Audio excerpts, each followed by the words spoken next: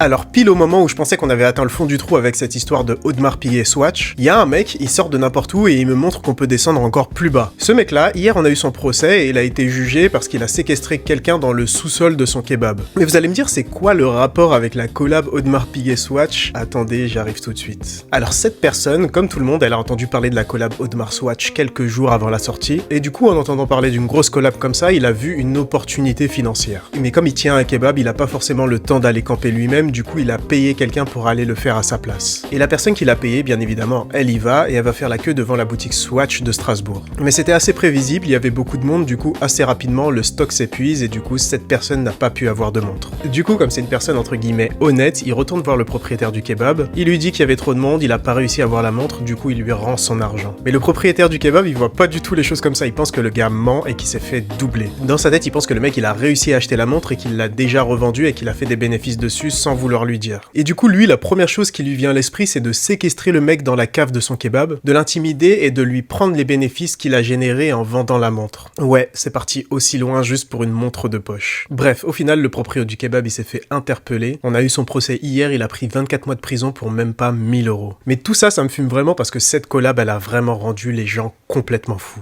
Et vous du coup, mettez-moi en commentaire, ça m'intéresse beaucoup, vous auriez pensé quoi à la place du propriétaire du kebab? Vous aurez cru le mec ou vous aurez pensé qu'il essaye de vous arnaquer? Et aussi, si vous avez aimé cette vidéo, n'hésitez pas à la liker et à vous abonner, c'est pas déjà fait.